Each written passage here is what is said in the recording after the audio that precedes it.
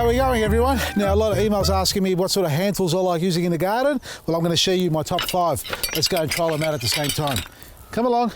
Well, this one here, what you're looking at, is a little mini spade, and it's great because you don't have to get down on your knees to use it, and it's great for raised garden beds and turning over little areas because you've got the little D handle on top here, or the T handle I should call it, and it gets right underneath there.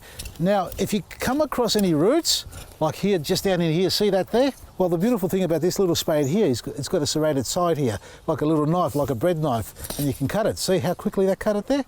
No effort at all. So a quick cut gets rid of it, and then you can carry on with your little digging. It's great for turning over the soil after a good season. Now that's the little spade. The next one is my hand widger. I love this little thing. I love this because you can dig little spots in between plants without disturbing the roots. For example, just like here, or if you've got a little lettuce plant just like that one there, you can set up a little hole, open it up like that, pull it aside. I like holding it like this, drop your seedling in, and I just use that to push the soil back around, like that.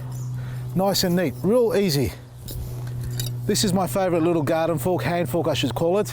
It's really simple, really economical, easy to use. It's got a flat blade, it's not round, so it actually lifts up the soil at the same time. It makes it really easy to dig in the garden. Now this is your typical hand trowel, folks. You can get some large ones if you like. I actually like the angle of this one better than your typical hand trowel because they're actually a lot straighter. Now this is smaller, but what I love about it, it's got the serrated edge there, the shark tooth edge there, which is great for dividing bulbs as well. So you can get right in between them and divide them, and then you can get underneath and lift them up. So what are we going to lift here?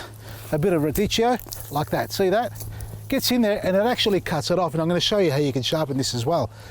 Now, after a hard season of growing, the 3-prong cultivator is a great way to break the crust surface of the soil off. Now I've done it here, you can see how nice and soft it is here already.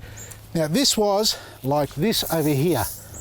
See that there? It is hard. It looks a little bit soft as I touched it, but it's a lot firmer than what it is like that there. So all you've got to do is run around like that and scratch it. And simply it breaks up the surface and you get the airflow getting back into the soil. Really good unit to use. Now, at the end of it all, don't leave your tools in the garden like this. Always clean your tools at the end of the day. Don't leave them out in the garden like I do. I've done it so many times, you know, so many years of gardening. Look at this, my hand wedges. I've got a couple of them, one of my favourite ones. Now, these have been out here, I don't know, 2 or 3 years. I keep forgetting them, and that's my bad habits.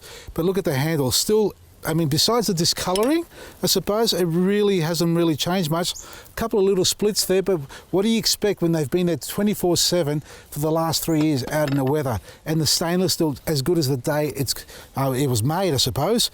Look, there are other tools out in the industry, plenty of tools, probably more expensive and cheaper ones as well.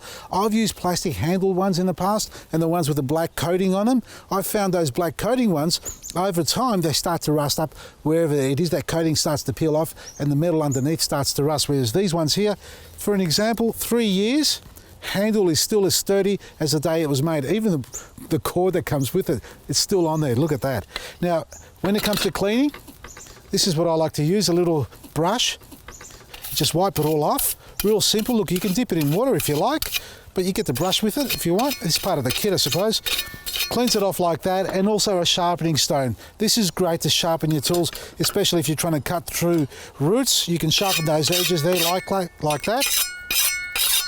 Sometimes you don't want to sharpen them. You can use it for your little pocket knives, and this is what I have here, my little one. Now, there are little sharpening stones for your secateurs and your pocket knives you can get, but this one is a real simple one. It's a soft stone. It's not as hard as some of the other stones, so it will wear off over time, but it won't destroy your blade. That's the benefit about it. Because it's a bit softer than your usual ones, your blade will sharpen up a lot easier and last a lot longer as well.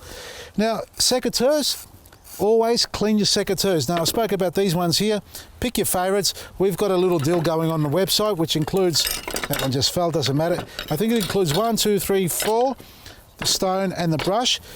That is separate. You can get that as well on our website if you want to give it a go. I love this actual tool. It's a perfect size with a handle on it. But when it comes to cleaning secateurs, folks, apart from cleaning them with a brush like this, or a smaller brush if you have, and a stone for sharpening, you need to make sure you spray them with metho and water. So that's 80% metho, 20% water. Spray on it, just a couple of sprays on either side of the blade, for example, like that. and that is all it needs to sterilize it so you can move to the next plant, just in case you pick up a virus or bacteria or some sort that can be detrimental to the plant, so you don't want it spreading through the garden. Again, always clean your tools. Look how easy that is. Clean your tools at the end of the day, pack them up, keep them out of the weather, and this will last you a lifetime. I can assure you, if you do look after them properly, you'll end up putting them in your will too. Check it all out, vasilisgarden.com. We've got the little packs going on there for you. From me, Vasili, Maresi.